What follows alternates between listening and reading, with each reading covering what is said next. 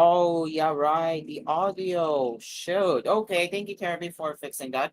Anyways, fellow, good morning once again, and this is Hello Pilipinas. I am Cairo, and we will be here up until 11 a.m. right here. And yes, we will be covering the latest lifestyle happenings alongside with the um alongside with the news headlines that you need to know right here. And yeah, also, later in part of the lifestyle coverage, we will also be covering an anime convention that is Anime Japan 2025.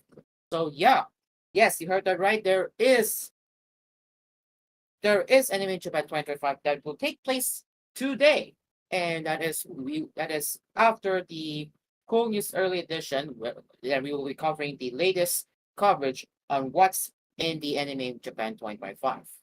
All right, so now let's get into the lifestyle happenings. Let's get started.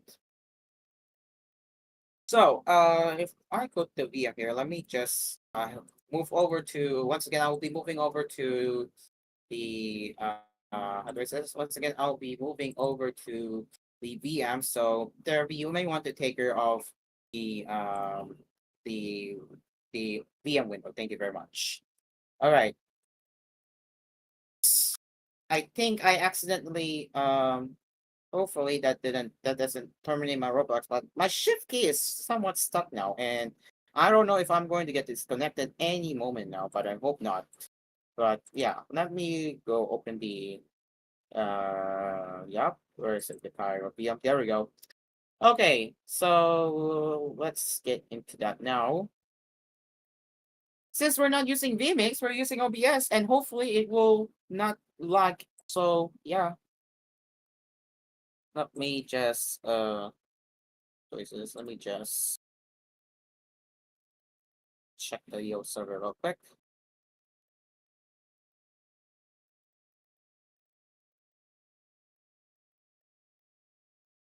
Kung may Hello Pilipinas si Cairo, abangan po ang Goodbye Pilipinas ni Atina. Lamaw. Sorry ha. Wrong stream, by the way, GJG, wrong stream. I already private that stream. So yeah, wrong stream talaga, Lamaw. Wrong, it's a wrong stream. Yeah, my bad. So yeah, I mean, it was automatically configured to start automatically, and I mean, you get the idea how it's going, right? All right, so let's get into the lifestyle now. Let me head over to another profile for intended for Hello Pilipinas.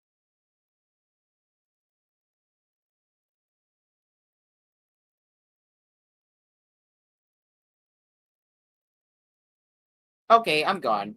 Okay, I'm gone. So, yep, my Roblox restarted because I freaking accidentally.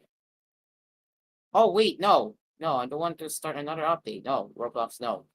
Okay, um, so there you go. You can see my VM here, therapy. You can see my VM right now, huh? All right.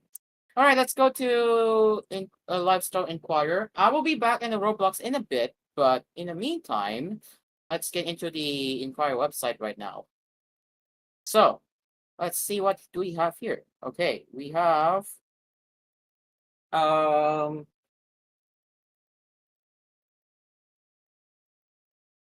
it's still loading. Okay, it's still loading.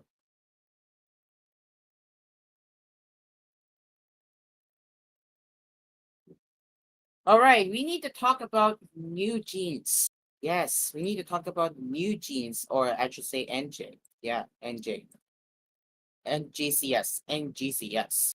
So, what's been happening with the new genes lately? So let's get into that right now. And again, as you can see, I'm not in the Roblox, but I'll be back later. But I will be back right now, actually, since I have my control now. Let's type no clip or no or fly. Yeah, let's type that line. Lag, of course. But yeah, okay. All right, there we go. My rank is there.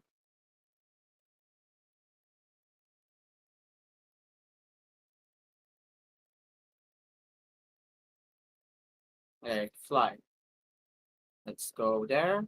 And I am back. Yep, I'm back now. Wait, no, not this it. No, there we go. All right, on fly, and we are in. Let's begin. Ladies and gents, let's begin. All right, let's begin. So, TOC team, go switch to the window now. All right, let's begin. All right, so bunnies, we're in for some sad news. It looks like we can't breathe easy just yet. Although New Jeans departed from outdoor last November and is set to appear as NJC in this month's Complex Con in Hong Kong, also with news of releasing a new song under the new name, the Seoul Central District Court has made a ruling that may affect the girls' activities. No wonder what's going on lately. Today, March 21st, the court issued an injunction to stop members of the group from pursuing independent projects. Ooh. All right. Reuters cites from a court statement. The Seoul Central District Court upheld a request from label Ador to maintain its rule managing the group and prohibit New Jeans members from engaging in commercial activities without the label's consent. No wonder why. And I am most likely I might have accidentally screwed up my Roblox client again. So womp womp. Continuing here, the group took to Instagram following the ruling, citing in the post, NGC respects the court's ruling. However, we believe that the decision did not fully take into account the complete breakdown of trust the members have experienced toward Adore. Through the NJC PR account, the group stated that they did not have sufficient opportunity to fully present the factual background to the court. In contrast, Adore and Hipe had full access to information on the members' activities, while the group had to individually contact relevant parties to request information. The group cited this as an imbalance of information. So, what happened to them? Well, after the Seoul court issued the order to stop them from doing their independent activities, Hipe's subsidiary Outdoor thanked the court. Surprise, surprise. With our status as New Jeans exclusive agency now legally affirmed, we are fully committed to supporting the artists moving forward, Outdoor states in its statement. And JC expressed their plan to challenge the court decision. On their PR account, they also emphasized that the injunction, which Outdoor had won today, is a provisional measure. A separate main lawsuit regarding the validity of the exclusive contract termination is currently underway, the group says. Unlike injunction proceedings, the main lawsuit allows us to freely utilize civil procedure tools to collect necessary evidence. We anticipate this will greatly reinforce our claims.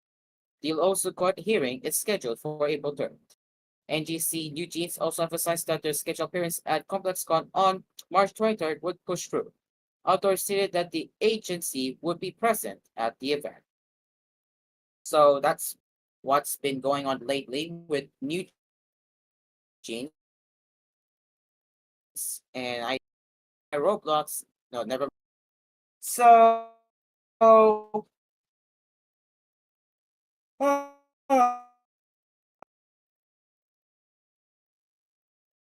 okay. Sorry about that.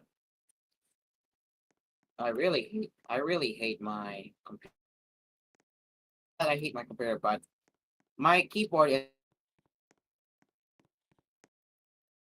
is failing right now, and my shift key is stuck now. Yeah.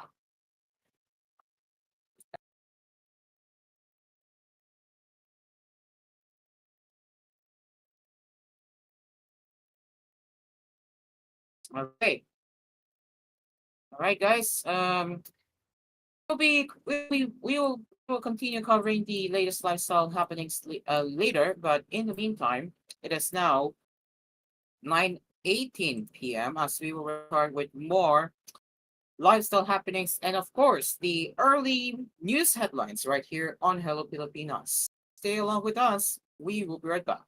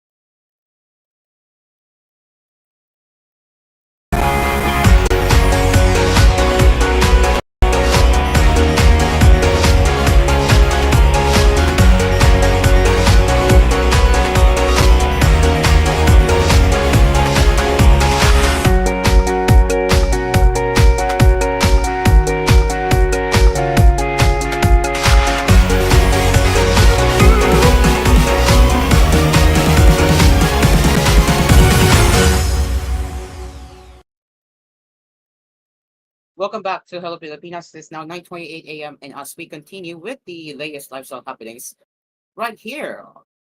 Yes. So let's continue now. And yes, let's get into that. And now let's continue. Okay, so let's see what else do we have here. Let me just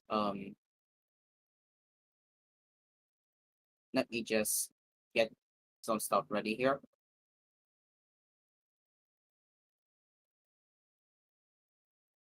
Okay, so go to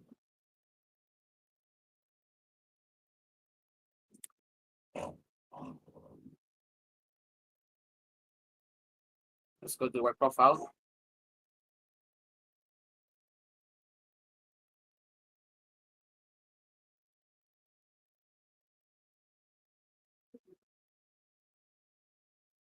Okay,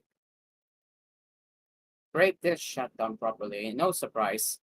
But we're not going to let our efforts go to waste since we're going to do koolNews early edition later. But yes.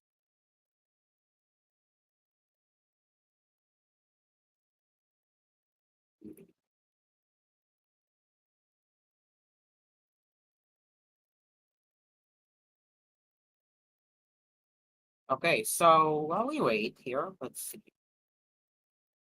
Main chat room.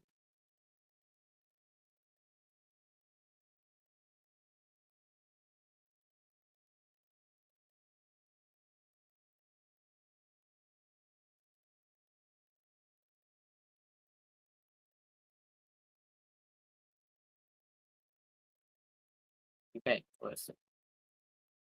All right, so what's next? Because we're going to cover the Anime Japan 2025 coverage later, but yes.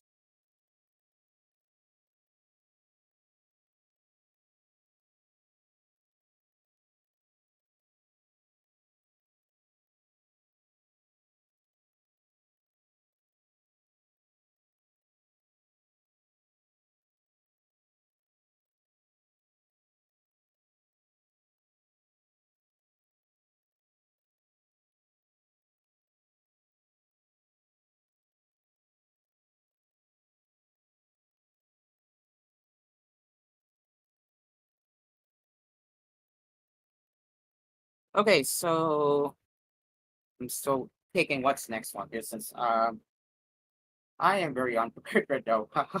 Yeah, I'm unprepared right now. You heard that right.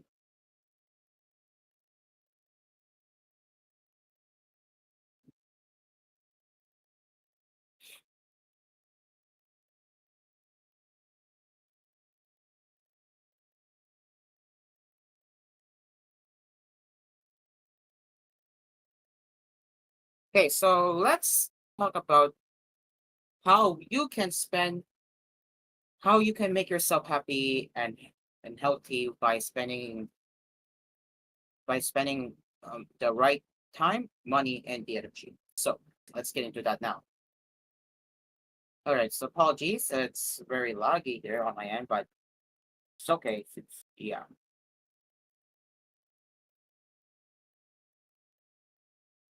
And I think there is my VM here.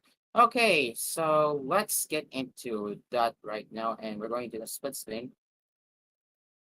Or so there we go. Okay, so I will need to fix that for a bit here since yeah. It's,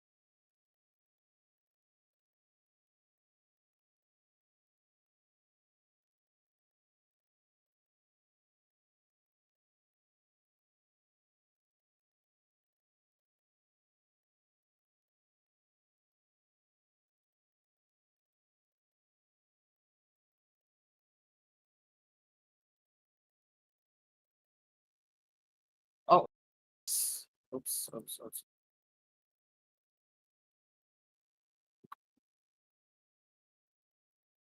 Okay,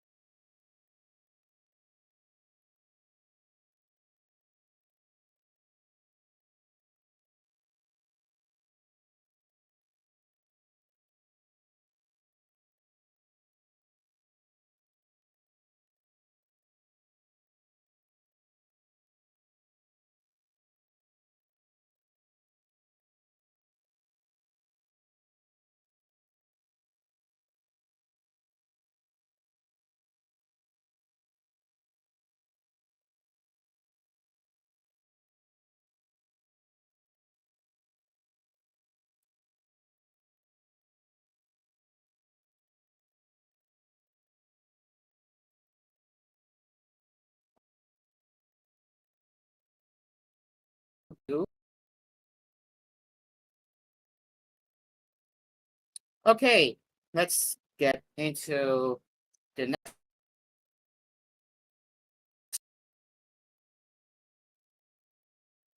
one right now.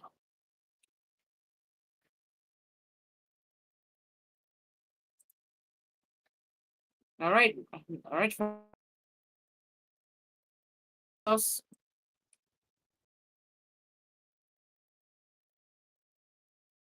Let's get into the next one now, and that is the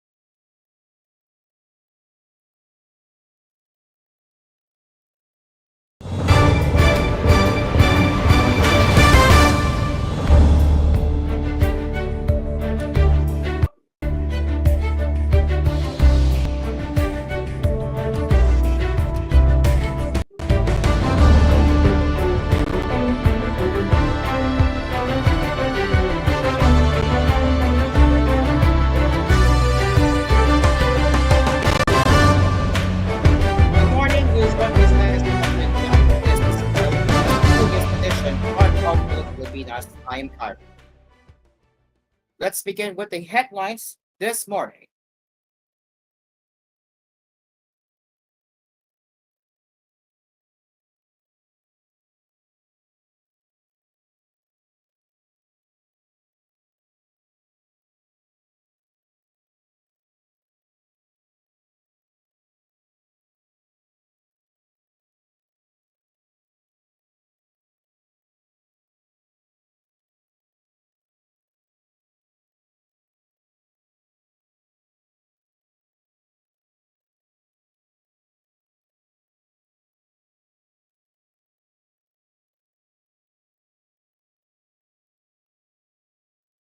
Malakanan and a lawyer accredited to the International Criminal Court on Friday rejected claims by supporters of former President Rodrigo Duterte that he was illegally surrendered to the International Tribunal, saying that everything was done by the book.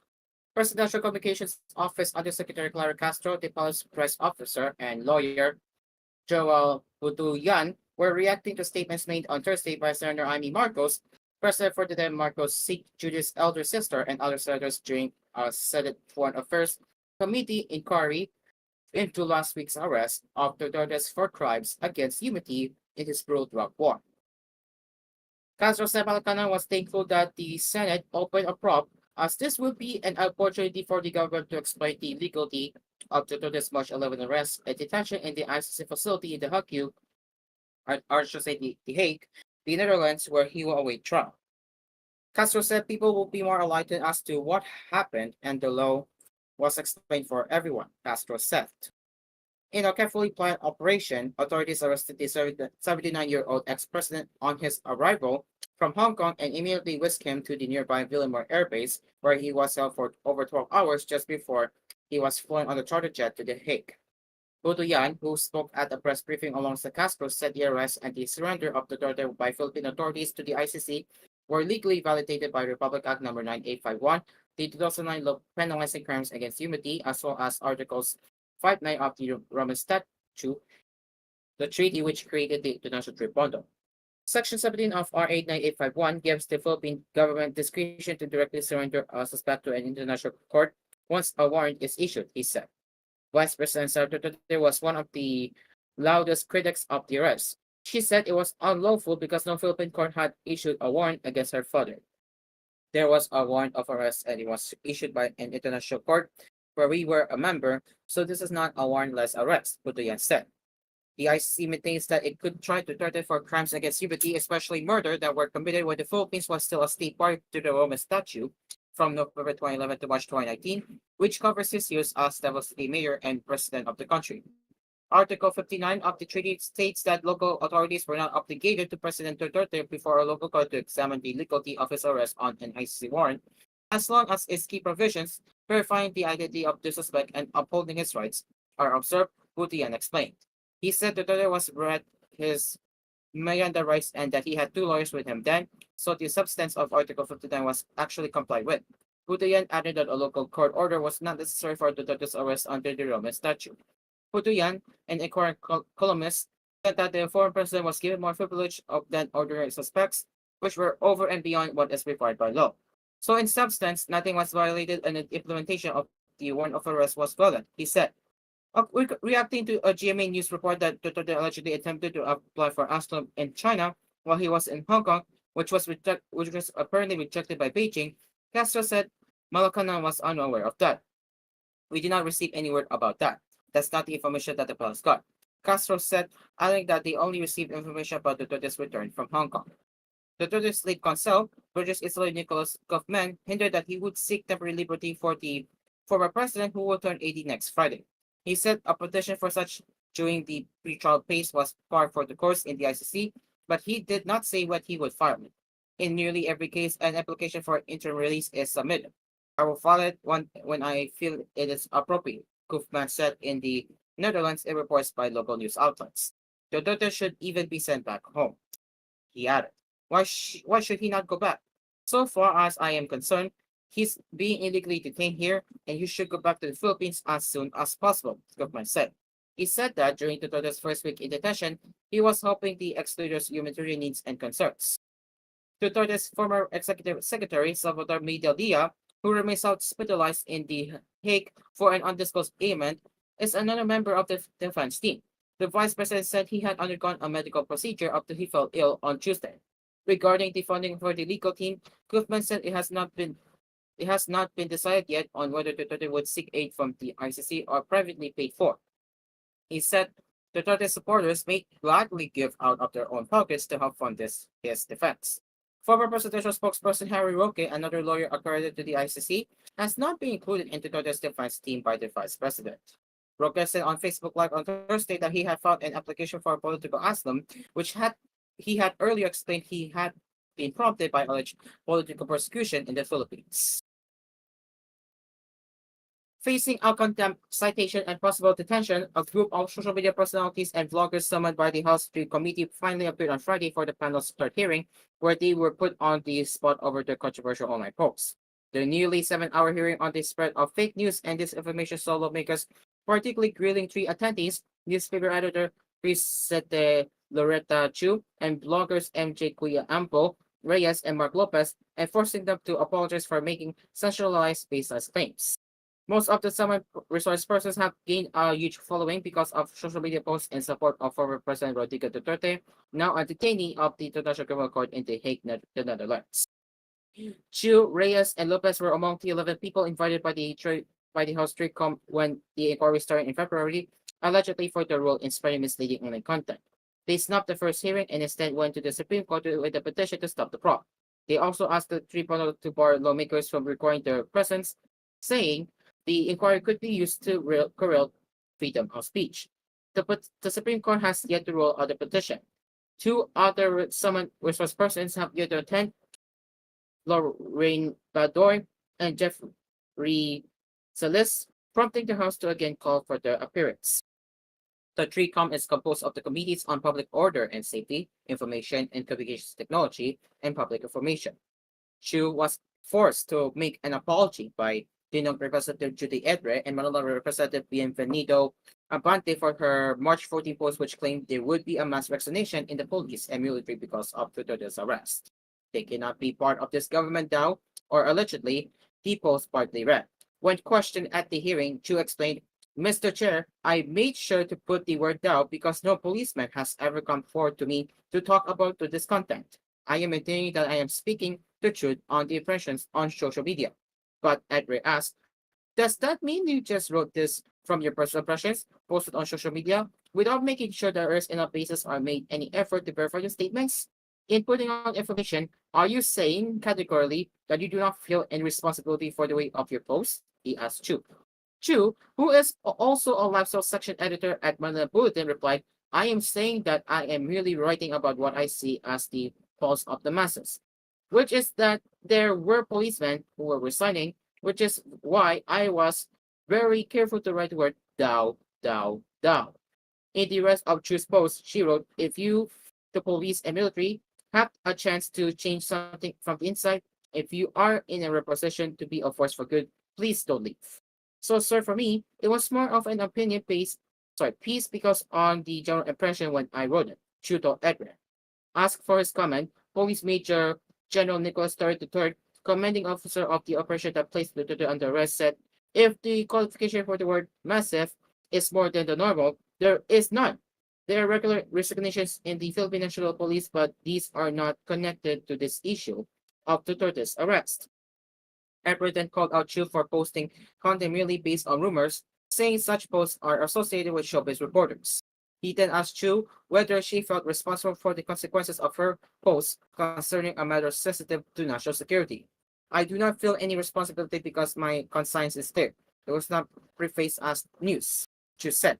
I never claimed to have first-hand information about this. That's why it was important for me to say that.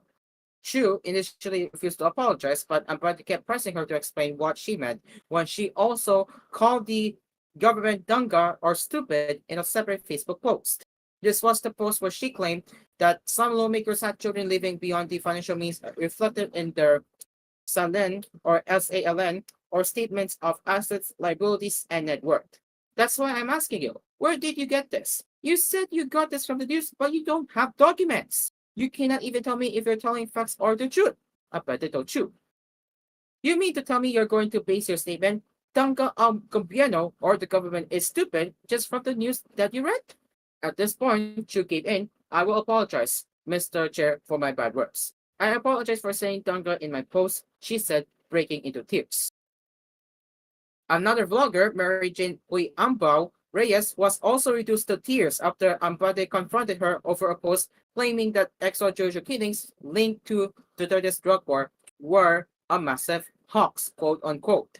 The anti-Duterte propagandists, likely funded by drug cartels, terrorists, corrupt politicians, greedy oligarchs, and narrow politicians, are desperately trying to manipulate the global narrative, Reyes then wrote.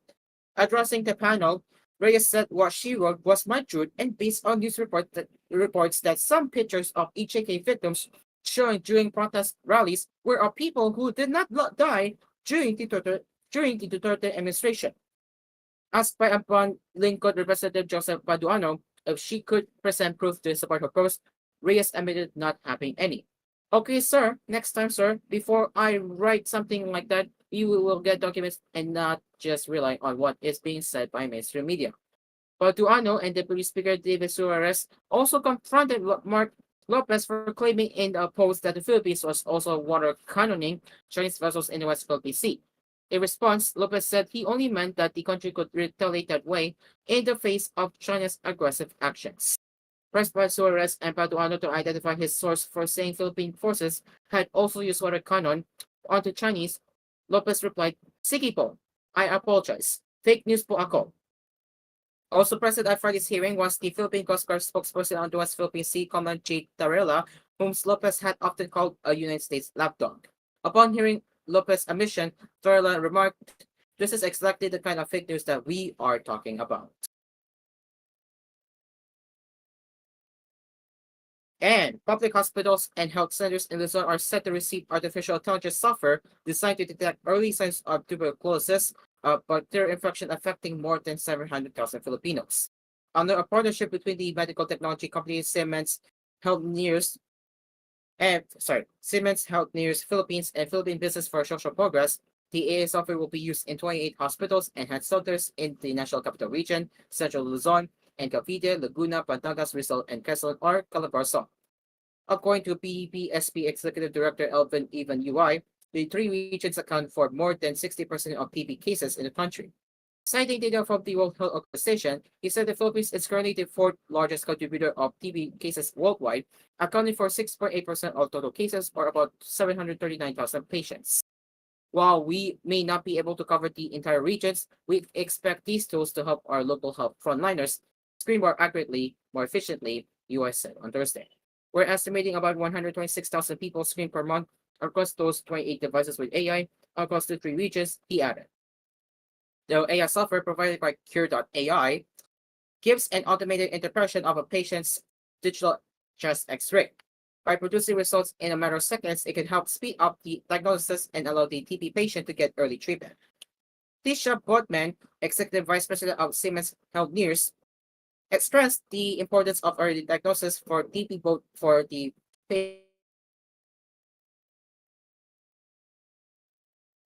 patients they need to take their antiretroviral drugs and help them follow up on a very consistent basis for 6, 7, 9 months. It's a long process, and if there's any gap in the follow up, unfortunately, they can easily affect those around them. Up to 15 people a year. It is a highly infectious and transferable disease when not controlled, she added. In local hospitals and health centers with limited manpower, it will still take several days to release chest X-ray findings, she said. So what's absolutely critical with AI is being able to make a diagnosis on the spot to see what we call in global health screen and treat.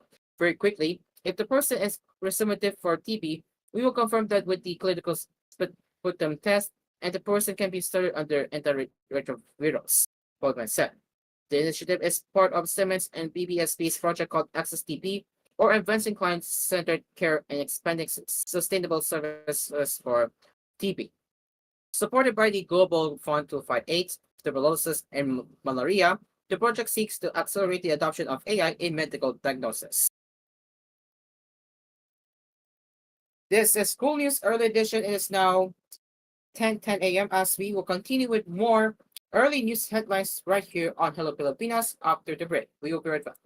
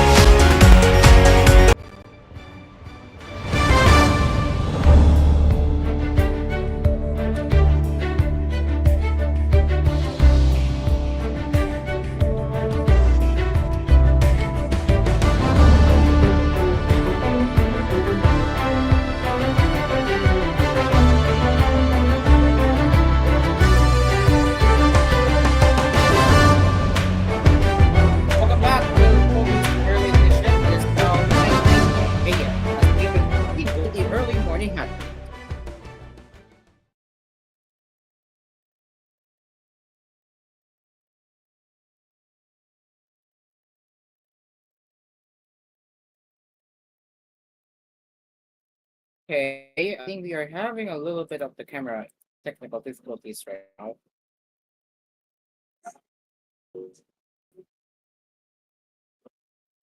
Okay. All right, so now let's continue with the headlines.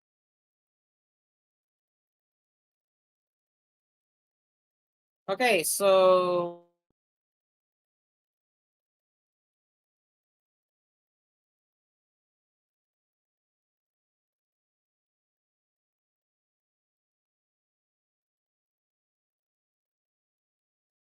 one moment.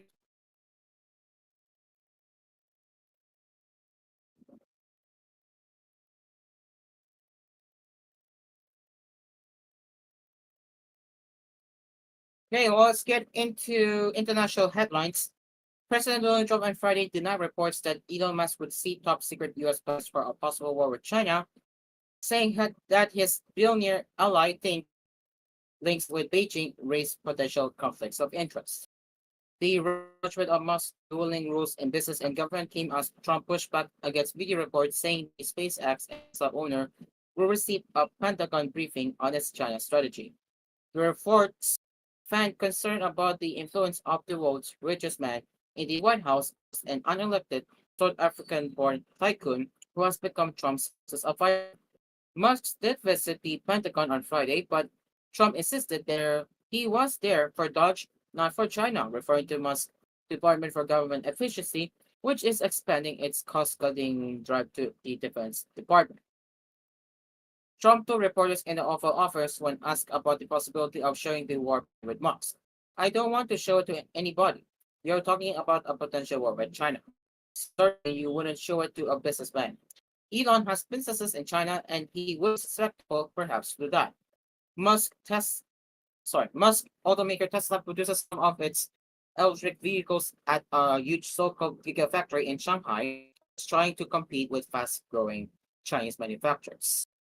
The entrepreneur has a cult figure in China and has fostered ties with its leadership.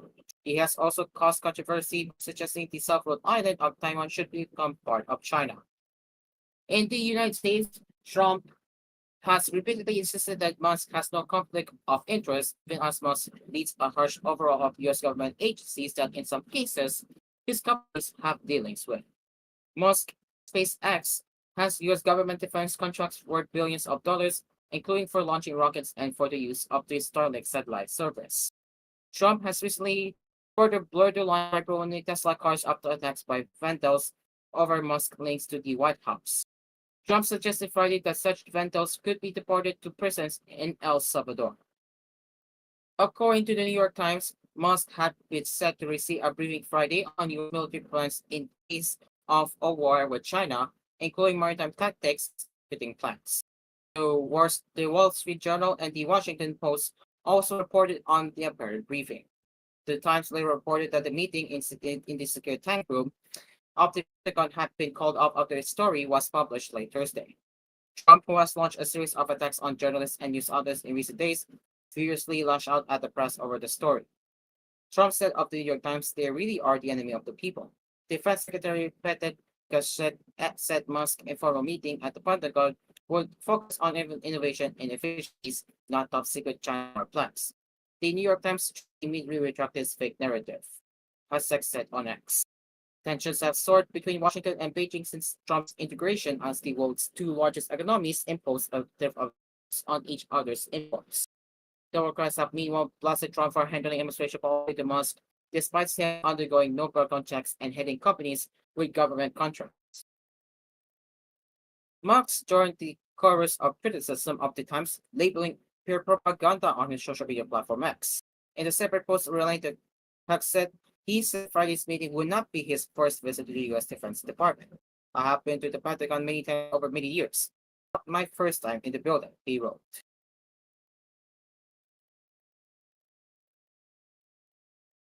Counter-terror police on Friday launched a probe into an electricity substation fire that shut down Heathrow Airport, causing travel chaos for passengers around the world and the cancellation or diversion of hundreds of flights from Europe's busiest hub. Heathrow relies routes to around 80 countries and some 1,350 flights have been due to land or take off from the airport's five terminals on Friday, according to the online flight tracking website Flight Radio 24. Some 238,000 passengers a day and 83 million a year use headroom, making one of the world's busiest airports. London's Metropolitan Police said the force counterterrorism comment was leading inquiries given the impact this incident has had on critical national infrastructure. While there is currently no indication of foul play, we retain an open mind at this time, a spokesperson added. Firefighters. Okay, what does it say? Mark Really Roblox was detected for exploiting client not responding. Okay, I think we have a flow here with me. I will be back on the Roblox in a bit. But yes, I am not there anymore, so stand by here. I'll be back.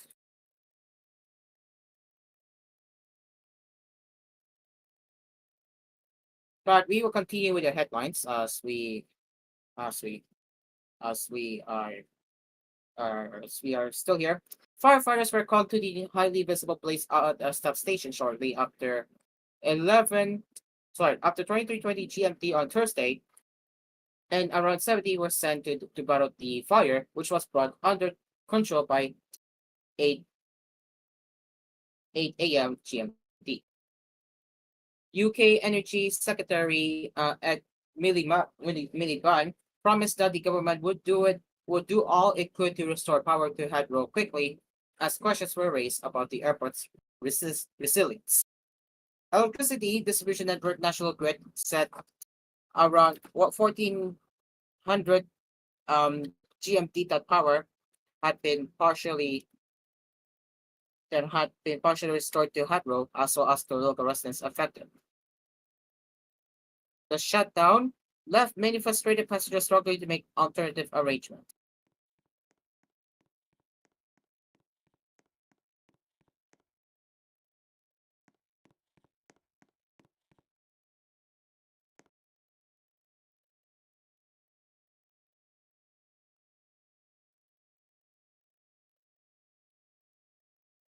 Okay. Muhammad Khalil, age of 28, who was booked on the flight to Pakistan to be united with his wife after 5 months, said, I had planned this journey 3 months ago. I have spent so much money on tickets and everything. You can't imagine how stressful it is for me, he told AFP. British Airways said the closure of its main hub would have a significant impact on its operations and passengers. We are working as quickly as possible to update you on the travel options for the next 24 hours and beyond, it said. Talia Forcades, Edes, I should say, for age of 42, was supposed to leave London on Friday morning for at hence, but rushed to Gatwick to get a new ticket when she heard the news. Her mother was having open heart surgery later in the day. I just need to be there, she told AFP, her voice shaking with emotion. Around 120 Heathrow bound planes were in the air when the closure was announced, according to Flight Radio 24. The UK's second busiest airport, Gatwick, said it would accept some flights from Heathrow. Others were diverted to European airports, including Shannon in southwestern England, Frankfurt, and Paris Charles de Gaulle. London Fire Brigade Deputy Commissioner Jonathan Smith said firefighters had worked tirelessly in challenging and very hazardous conditions. He told reporters the fire had involved a transformer comprising of 25,000 liters of cooling oil fully aligned, posing a hazard due to the substation still live high voltage equipment. One resident recalled hearing a massive explosion as the power cut out just before midnight, while another reported seeing a bright flash of white. One resident around 150 people were evacuated from nearby properties because of the fire. The outage left 100,000 homes without power overnight, with all except 4,000 restored by morning. As the scale of the disruption began to emerge, Miliband faced questions about how one fire could shut down an entire airport. He said National Grid had told him they had not seen anything like the scale of what happened. but it makes Heathrow look quite vulnerable, and therefore we have got to learn lessons, as I say, about not just Hero but how we protect our major infrastructure. He told ITV News. Willie Wallish, the Director General of Airline Industry Trade Association IATA, said the closure was yet another case of Heathrow letting go both travelers and airlines. How is that the critical infrastructure of national and global importance is totally dependent on a single power source without an alternative, he wrote on X. If that is the case, as it seems, then it is a clear planning failure by the airport. Flights from all over the world were affected by the closure, and aviation consultant Philip Butterworth Hayes told AP it would cost more than 50 million pounds or $64.7 million to the airport and airlines. Situated 25 kilometers or 50 miles west of central London, Heathrow's main flight destinations last year were Dublin, Los Angeles, Madrid, and New York. And it looks like we have some breaking news related to sports, courtesy of Philippine Star. Former heavyweight boxing champion George Foreman, who fought an ironic battle with Muhammad Ali before later reclaiming the title 2 decades later, died Friday, aged 76, his family announced in the statement. With profound sorrow, we announce the passing of our beloved George Edward Foreman Sr., who peacefully departed on March 21, 2025, surrounded by loved ones. The statement said. This is a breaking news.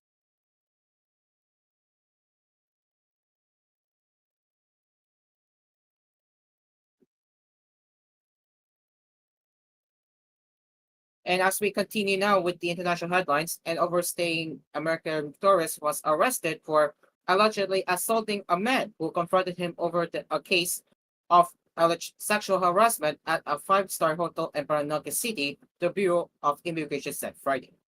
Even Ronald Berlin, age 31, was apprehended by BI's Fugitive Search Unit on March 14 at his residence in Makati City. Immigration Commissioner Joel Atoni Fiado said in a statement that he issued a mission order authorizing the FSU operatives to arrest Berlin after a deportation complaint was filed against him for being an undesirable alien. Berlin was accused of attacking a man inside a bar on March 9, leaving him unconscious after the victim allegedly confronted him for sexually assaulting his wife. He will undergo deportation proceedings for overstaying and undesirability. Foreigners who violate our immigration laws and harm people do not deserve the privilege to stay in our country, Viado explained. Further investigation revealed that Berlin had arrived in the Philippines on March 5, 2023 as a temporary visitor. However, he failed to attend his stay beyond July 2023, making him an overstaying foreign national at the time of his arrest. Authorities also Authorities also disclosed that Berlin was wanted for a separate case, with the Makati City Metropolitan Trial Court having issued a warrant for his arrest in September 2024 on charges of physical injury in violation of the Safe Space Act. Meanwhile, the BI also reported the arrest of Odaira Kai, a 35-year-old Japanese national suspected of being a member of the notorious Luffy fraud syndicate.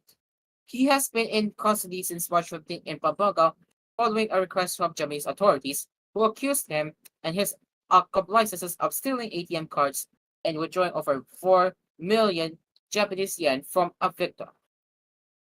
Both Berlin and Kai are currently detained at the BI Coastal facility in Campagong Diwa, Taguig City, as deportation proceedings against them move forward.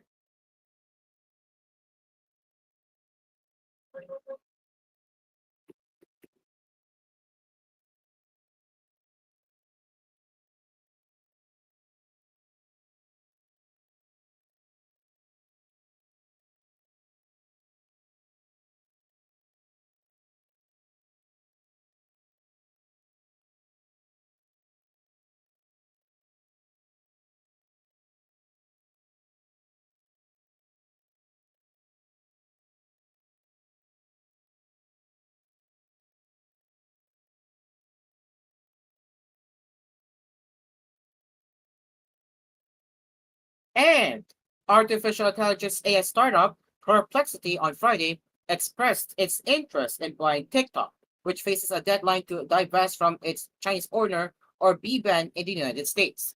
Perplexity in the blog post lay out a vision for integrating its AI-powered internet search capabilities with the popular video snippets sharing app. Combining Perplexity's answer engine with TikTok's extensive video library would allow us to build the best search experience in the world. The San Francisco-based firm Recent. Perplexity is singularly positioned to rebuild the TikTok algorithm without creating a monopoly, combining world-class technical capabilities with little tech independence. President Donald Trump earlier this month said the United States was in talks with four groups interested in acquiring TikTok, with the Chinese-owned app facing an uncertain future in the country. A U.S. law has ordered TikTok to divest from its Chinese owner ByteDance or be banned in the United States. Trump said aboard Air Force One, "We're dealing with four different groups, and a lot of people want it, and it's up to me. All four are good," he added without naming them. The law banning TikTok took effect on January 19 over concerns that the Chinese government could exploit the video sharing platform to spy on Americans or covertly influence U.S. public opinion. During his first stint in the White House, Trump similarly attempted to ban TikTok in the United States on national security concerns.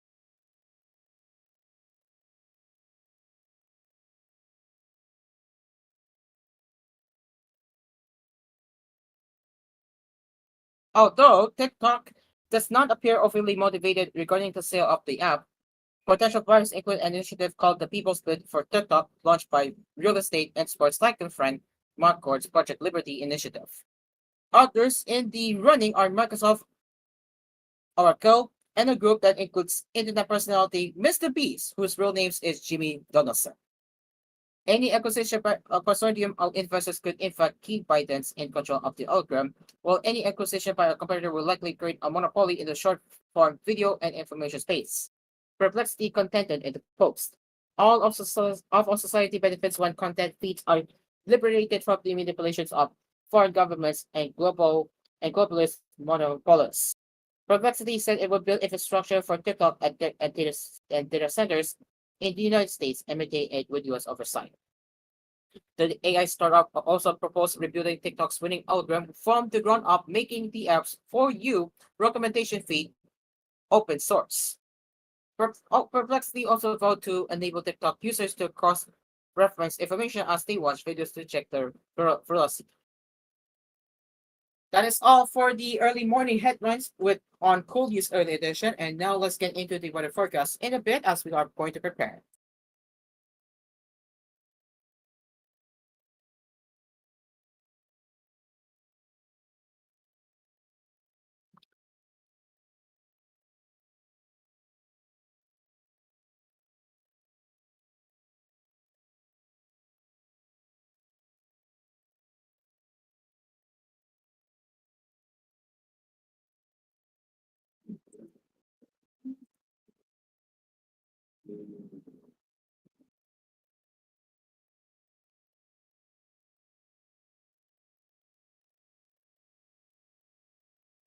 And give me one moment, all right?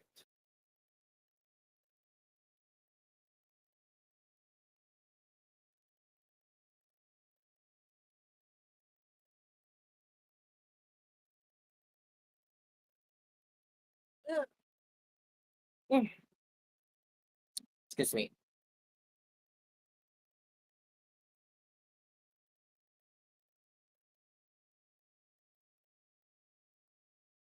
Okay, so while we are preparing for the weather forecast, later on Hello Pilipinas, we will be covering the Anime Japan 2025 part of the lifestyle right here on the show. So stay tuned for the latest Anime Japan 2025 headlines as this will also be covered on my show Aspis Cafe next Wednesday.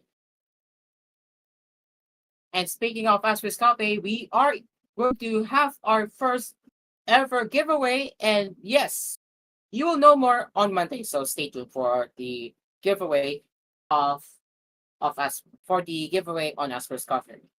But now, as we are about to start the weather, we will be playing the weather right now.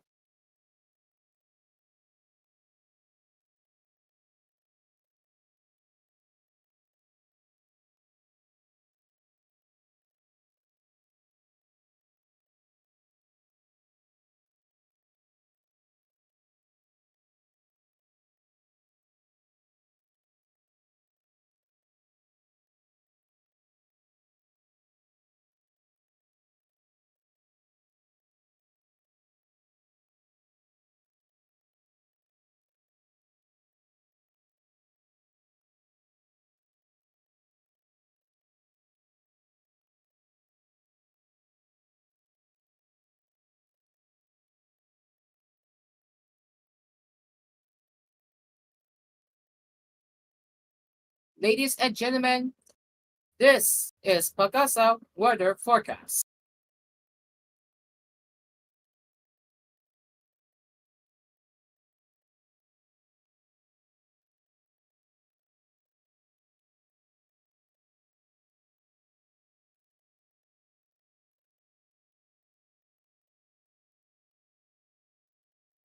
And the weather starts now.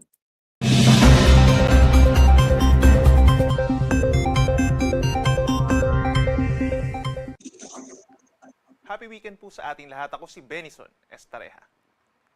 Patuloy pa rin po ang epekto ng may kalakasang northeast monsoon or hanging amihan sa malaking bahagi ng Luzon. Magdadala ito ng bahagyang malamig pa rin po na temperatura at may hinang ulan lalo sa may eastern and southern portions. Samantala yung easterlies o yung mainit na hangin galing sa silangan, nagdadala po ng mga paulan sa malaking bahagi ng Mindanao. And over Palawan and Visayas, nagtatagpo ang amihan at ang easterlies. Kaya't meron po tayo nabubuo pa rin na shear line.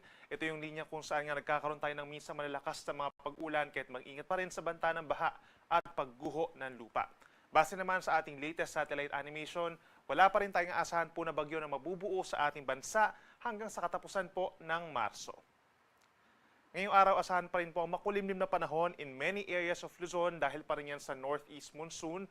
Makulimlim na panahon or cloudy skies with some light rains dito sa may Cagayan Valley as well as Apayao, pababa po ng Aurora, Quezon, malaking bahagi ng Bicol region, at dito rin sa may Mimaropa except sa may Palawan. Habang natita ng bahagi po ng Luzon kabilang ang Metro Manila, andyan pa rin ang bahagyang maulap at minsan maulap na kalangitan na sinasamahan lamang po ng may hinang ulan or mga pag-ambon. Dito sa Metro Manila, hindi pa rin po kainitan sa ngayon, between 24 to 32 degrees Celsius at malamig pa rin dito sa may norte, kabilang na dyan ang Baguio City mula po 14 hanggang 24 degrees Celsius. Sa ating mga kababayan po sa Palawan at malaking bahagi ng Visayas, magbaon po ng payong kung lalabas ng bahay for today dahil aasahan pa rin po ang mga pag-ulan, dulot pa rin yan ng shear line o yung banggaan ng mainit at malamig na hangin.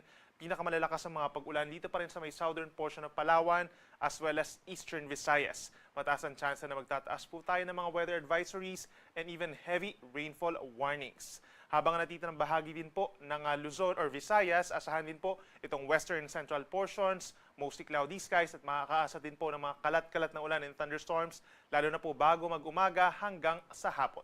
Temperatura natin sa Metro Cebu between 25 to 30 degrees Celsius at mas mababa pa yung temperatura doon po sa may eastern Visayas. At sa ating mga kababayan po dito sa malaking bahagi ng Mindanao, asahan pa rin ang mga pag-ulan dulot po ng easterlies kaya't magbaon din po ng payong. As early as this morning, meron ng malalakas sa pag-ulan sa may Bangsamoro Region and Zamboanga Peninsula at mataas din ang tsansa ng mga pag-ulan sa mga susunod na oras over Sorsogon, Davao Region, Dinagat Islands, and Surigao del Norte. Ang natitirang bahagi ng Caraga Region plus Northern Mindanao, bahagyang maulap at minsan maulap ang kalangitan sa umaga, pero pagsapit ng hapon, mataas na rin ang tsansa ng mga ulan at mga thunderstorms. Usually, nagtatagal yan ng hanggang 3 oras. Temperatura natin sa Zamboanga City and Davao City hanggang 32 degrees Celsius. Sa ngayon po, wala na tayong gale warning or babala sa matataas na mga pag-alon dahil sa mabilis na paghina po ng hanging amihan. Asahan lamang ngayong umaga hanggang 4 meters sa may Northern Samar and Eastern Samar, pero eventually po bababa din yan hanggang 3 metro pagsapit bukas ng umaga. Ang malaking bahagi po ng Luzon at dito rin sa may eastern sides po ng Visayas and Mindanao, posible pa rin maglaro hanggang 2 hanggang 3 metro po ang taas sa mga pag-alon hanggang bukas. Pero eventually po, mas malaking bahagi na ng bansa. Sa susunod po na linggo, magkakaroon po ng banayad ng katamtaman na taas ng mga pag-alon. At para naman sa ating 4-day weather forecast, bukas, araw ng linggo, March 23, asahan pa rin po ang kalat-kalat na ulan and thunderstorms sa malaking bahagi po ng Visayas, Mindanao, Mimaropa, and Bicol region. Epekto yan ng pinagsamang shear line plus easterlies. Kaya't mag-ingat pa rin po sa banta ng baha at pagguho ng lupa. Pinakamatataas pa rin ang tsansa ng mga pag-ulan dito po sa may Bicol region at sa may eastern Visayas. Ang natitirang bahagi po ng Luzon, itong northern and central portions, Metro Manila plus Calabarzon, bahagyang maulap at madalas maulap ang kalangitan pagsapit po ng hapon, pero meron lamang po mga posibleng mahihinang pag-ulan or mga pag-ambon.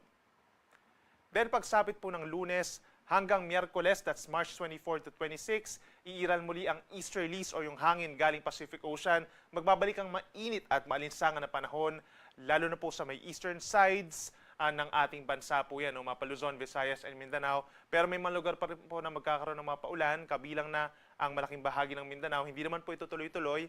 Ngayon din ang Eastern Visayas, Isabela, Aurora, gayon din ang Quezon, Marinduque, Oriental Mindoro, and Palawan sometime from Monday hanggang Wednesday. Kaya make sure po na magbabaon pa rin ng payong. As for the northeast monsoon, posible na yung itong northeast monsoon na nararanasan natin, yung pinakahuling pong bugso ng amihan na siyang mapapalitan po eventually ng pagsisimula po ng panahon ng tag-init or warm dry season po sa ating bansa. Magbabalik pa rin naman yung hangin galing po sa hilaga na siyang tinatawag natin na northeasterly wind flow pagsapit ng Abril.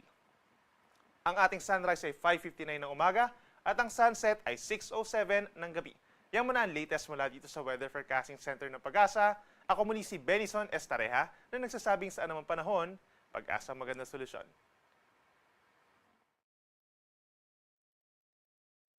And ladies and gentlemen, that ends it here for koolNews Early Edition. We will return with more news headlines later with the weekend edition of koolNews at 6 p.m. Until then, I am Carol, and this has been koolNews Early Edition. And now, as we are heading into the last minutes of Hello Pilipinas, we will be covering the Anime Japan 2025 headlines after the break. We will be right back.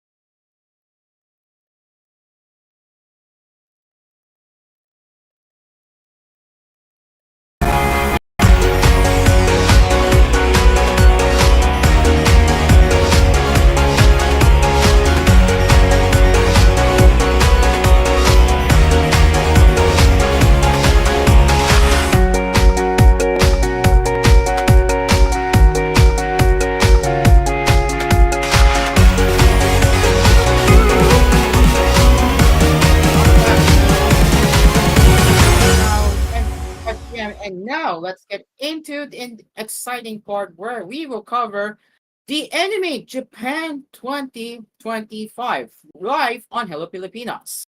So, in case you don't know, I think my controller, I am losing control again. I don't know why. So let me just restart my AnyTask here. But yes, we are indeed back right here on Hello Pilipinas.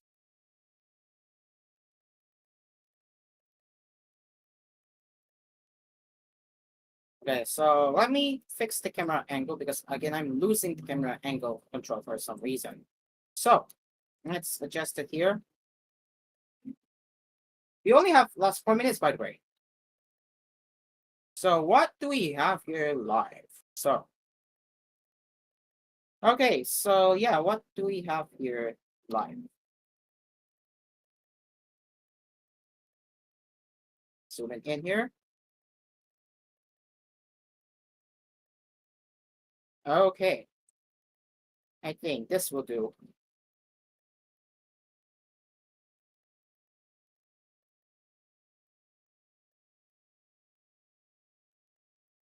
Okay, yeah. Okay, so now let's see what's in the Anime Japan 2025 right now, and that is what we are going to find out right now.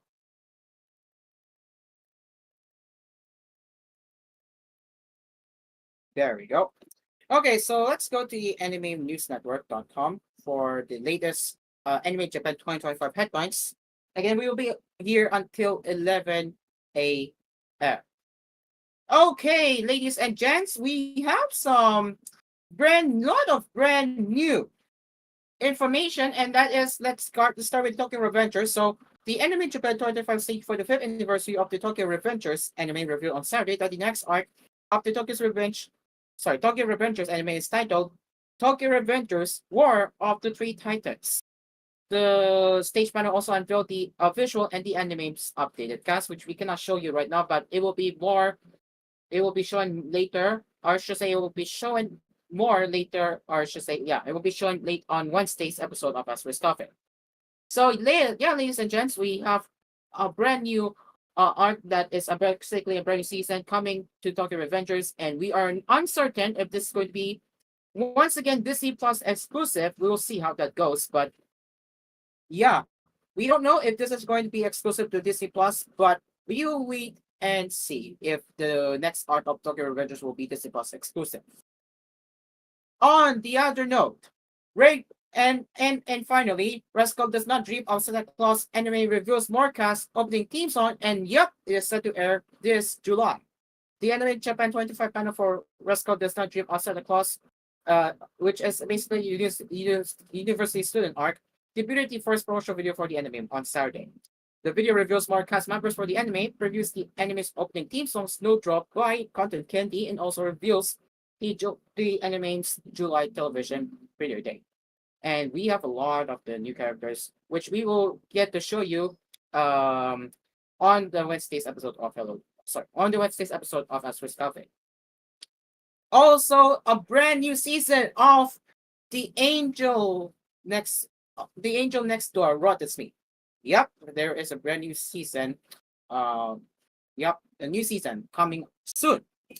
We have a lot of exciting anime headlines to cover for what's coming this Wednesday. So that's basically first glance of what you can expect for this Wednesday's episode of As We're Stuffing.